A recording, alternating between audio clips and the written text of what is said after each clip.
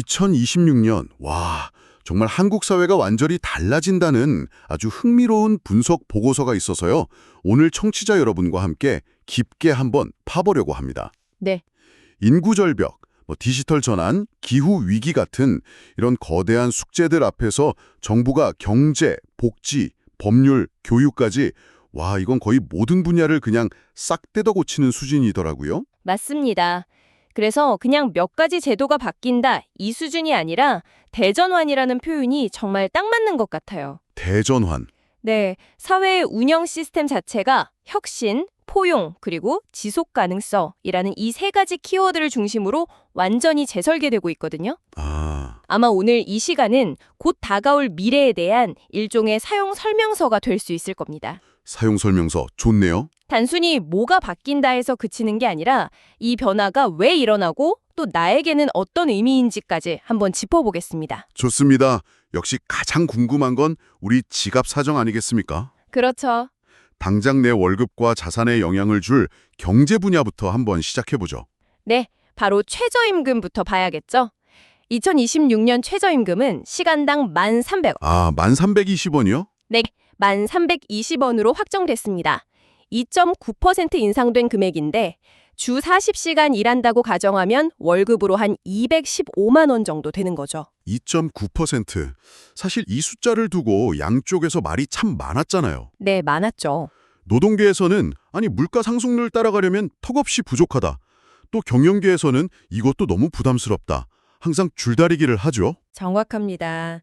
이 2.9%라는 인상률이 뭐랄까 소비가 경제를 이끈다는 케인즈주의적 접근, 그리고 기업 부담을 줄여야 성장이 된다는 공급주의적 접근, 이 사이에 영원한 줄다리기를 보여주는 딱 상징적인 숫자예요. 아슬아슬한 타협점이군요. 네, 그런 셈이죠. 저임금 근로자 소득을 보전해서 내수를 살려야 한다는 명분, 그리고 소상공인이나 중소기업의 인건비 부담이라는 현실, 그 사이에서 나온 결과물입니다. 정부가 소상공인 고용보험료를 80%까지 지원한다 이런 완충장치를 마련했다고는 하는데 네. 현장에서는 또 아니 그 지원금 신청 절차가 너무 복잡해서 그림의 떡이다 이런 볼멘 소리도 나오지 않습니까? 바로 그 지점의 핵심입니다. 아무리 좋은 정책이라도 결국 성공은 디테일에 달려 있으니까요. 맞습니다. 그런가 하면 청년 세대를 겨냥한 아주 파격적인 자산 형성 정책도 등장했습니다. 저도 이 부분 보고 정말 이거 뭐지? 했어요. 청년 미래 적금이요. 네, 청년 미래 적금. 만 19세에서 34세 청년이 올 50만 원을 저축하면 정부가 최대 12%에 달하는 기여금을 보태줘서 3년 뒤에 2천만 원이 넘는 목돈을 쥐어준다. 이건 정말 파격적인데요? 그렇죠. 이게 단순히 현금을 좀 쥐어주는 단기 지원을 넘어서는 거거든요. 네. 청년들이 결혼이나 창업 같은 미래를 계획할 수 있는 자본의 사다리를 놓아주겠다. 이런 의지가 담겨 있는 겁니다. 자본의 사다리. 네. 그리고 한시적이었던 청년 월세 지원도 상시제도로 바뀌고요. 심지어 자발적으로 퇴사한 청년에게도 생애 딱 한 번 구직급여를 주는 제도까지 도입됐습니다. 자발적 퇴사자 한테도요? 네. 실패를 겪더라도 다시 일어설 수 있는 최소한의 안전망을 깔아주겠다는 거죠. 그런데 올 50만 원이라는 금액이 사실 사회 초년생에게는 좀 부담될 수도 있겠다는 생각도 들어요. 그럴 수 있죠. 만약에 중간에 이걸 깨게 되면 정부 지원금은 그냥 다 날아가는 건가요? 이런 부분에 대한 안전장치도 있겠죠? 좋은 질문입니다. 보고서에 따르면 특별 중도해지 사유가 있어요. 예를 들어서 본인이 퇴직하거나 사업장에 폐업하거나 아니면 질병 같은 경우에는 원금과 이자는 물론이고 정부 기여금까지 일부 받을 수 있도록 설계되어 있습니다. 그렇군요.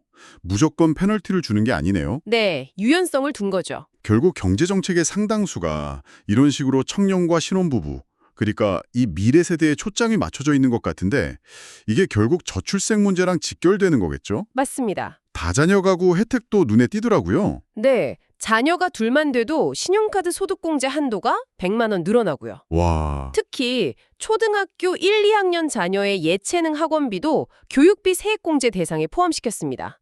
이거는 정말 핀셋 지원이네요. 그렇죠. 딱 그 표현이 맞습니다. 초등 저학년 시기에 돌봄 이런 사교육비 부담이 가장 크다는 현실을 정확히 겨냥한 겁니다. 경제정책이 복지정책하고 이렇게 맞물려 돌아가는 거죠. 말씀하신 대로 경제정책이 저출생이라는 큰 그림과 연결되는데 이제 복지 차원에서는 정부가 더 직접적인 카드를 꺼내든 것 같습니다. 네, 바로 아동수당입니다. 지급 연령이 기존 만 8세 미만에서 만 9세 미만, 그러니까 초등학교 2학년까지로 확대가 됩니다. 네. 그런데 여기서 정말 흥미로운 지점은 지역별 차등 지급이라는 새로운 실업이 시작된다는 겁니다. 지역별 차등 지급이요. 그러니까 어디 사느냐에 따라서 받는 돈이 달라진다는 뜻인가요? 바로 그겁니다. 수도권에 사는 아동은 월 10만 원을 받지만 인구 감소가 심각한 지역의 아동은 최대 12만 원까지 더 받게 되는 거죠. 아, 예를 들어 전남 신안군이나 경북 의성군 같은 곳에서 아이를 키우면 혜택이 더 큰 겁니다. 와, 그건 정말 새로운 발상이네요. 복지 예산을 인구 분산의 어떤 지렛대로 쓰겠다는 거니까요. 네, 이건 단순히 양육비를 보태주는 걸 넘어서는 거예요.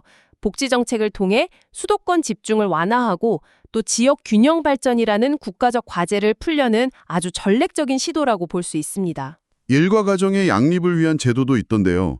육아기 십시출근제 말입니다. 아, 네. 만 12세 이하 자녀를 둔 근로자가 10시에 출근할 수 있도록 허용하는 사업주에게 정부가 월 30만 원을 지원하는 제도입니다. 아, 제 주변에도 맞벌이 부부들 보면 아침마다 정말 전쟁이라고 하더라고요. 아이 어린이집이나 학교 데려다주고 출근해야 하니까요. 그렇죠. 바로 그 아침 전쟁을 덜어주기 위한 거죠. 제주도에서는 아예 조부모가 손주를 돌보면 월 30만 원을 주는 손주 돌봄 수당도 지급이 됩니다. 와, 이건 단순한 금전적 지원을 넘어서 할머니, 할아버지의 그 노고를 사회적으로 인정해준다는 의미도 있겠네요. 맞습니다. 노고에 대한 사회적 보상인 셈이죠. 그리고 같은 맥락에서 어르신들의 노후 소득 보장도 한층 강화됩니다. 2026년부터 기초연금이 저소득 노인을 대상으로 월 40만 원까지 단계적으로 오릅니다. 그런데 기존에는 기초연금을 받으면 그만큼 생계급여가 깎여서 이건 뭐 줬다 뺏는 복지 아니냐 이런 비판도 있지 않았나요? 정확히 보셨습니다. 바로 그 문제가 개선됩니다. 아, 드디어. 네, 기초연금을 받아도 생계급여가 삭감되지 않도록 제도가 바뀌면서 실질적인 소득이 늘어나는 효과가 생기는 겁니다. 그동안은 한 손으로 주고 다른 손으로 뺏어가는 셈이었는데 이제 양손으로 꽉 쥐어주게 된 거죠. 복지 사각지대를 해소하려는 아주 중요한 진전이라고 평가할 수 있습니다. 자, 이렇게 경제와 복지 분야에서 우리 삶을 촘촘하게 바꾸는 정책들을 살펴봤는데요. 이번에는 사회의 기본 규칙, 즉 법과 행정 시스템에 어떤 변화가 있는지 들여다보겠습니다. 정말 수십 년 만에 바뀌는 거의 역사들인 법 개정이 있더라고요. 네, 바로 친족상도례의 사실상 폐지입니다. 1953년에 형법이 만들어진 이후로 무려 70년 넘게 유지되던 조항인데요. 70년이요? 네, 간단히 말하면 가족끼리 훔치거나 사기친 건 국가가 개입하지 않는다는 그런 원칙이었습니다. 아, 법은 가정의 문턱을 넘지 않는다는 바로 그 옛날 말이군요. 맞습니다. 그런데 이게 지금 바뀌는 이유는 결국 시대가 변했기 때문입니다. 네. 헌법재판소가 가족이라는 이유만으로 재산범주의 책임을 묻지 않는 것은 평등 원칙에 위배된다. 이렇게 헌법 불합치 결정을 내렸습니다. 아하. 특히 고령화 사회로 접어들면서 부모님 재산을 자녀가 몰래 빼돌리는 소위 폐륜 범죄가 심각한 사회 문제로 떠올랐거든요. 더는 가족이라는 울타리 뒤에 숨을 수 없게 된 겁니다. 그럼 이제 부모님 몰래 재산을 빼돌리는 자녀를 피해자인 부모님이 직접 법적으로 문제를 삼을 수 있는 길이 확실하게 열렸다는 거군요. 맞습니다. 앞으로는 배우자나 부모, 자식 같은 직계혈족이 아닌 다른 친족 간의 재산 범죄는 피해자가 고소하면 무조건 처벌할 수 있는 친고죄로 일어나됩니다. 개인의 재산권을 가족이라는 특수관계보다 우선해서 국가가 보호하듯다는 강력한 신호인 셈이죠. 우리 삶의 터전인 행정구역에도 큰 변화가 있습니다. 인천시가 31년 만에 행정구역을 대대적으로 개편한다고요? 네, 기존의 2군 8구 체제가 2군 9구로 바뀝니다. 핵심은 인구가 폭발적으로 늘어난 지역을 분리하는 건데요. 아, 인구가 너무 많아져서요. 네, 서구에서 검단구가 새로 생기고요. 기존 중구는 내륙의 제물포구와 섬 지역엔 영종구로 나뉩니다. 와, 이건 단순히 구 이름이 바뀌는 걸 넘어서 그 지역 주민들의 생활에 직접적인 영향을 미치겠네요. 구청이나 보건소가 더 가까워질 수도 있고요. 그렇죠. 행정 서비스의 질 자체가 달라지는 겁니다. 인구 100만 명에 육박하는 이런 거대 자치구의 비효율을 줄이고 또 신도시와 원도심의 균형 발전을 꾀하려는 조치입니다. 이건 비단 인천만의 이야기가 아니라 앞으로 다른 대도시들도 겪게 될 변화의 예고편이라고 볼 수 있습니다. 자, 그럼 이제 시선을 미래 세대와 우리 지구가 있는 교육 그리고 환경 분야로 돌려보겠습니다. 2026년이면 교육 현장에 2022 개정 교육 과정이 확대 적용되면서 큰 변화가 찾아오죠? 네, 중학교와 고등학교 교육의 판이 바뀝니다.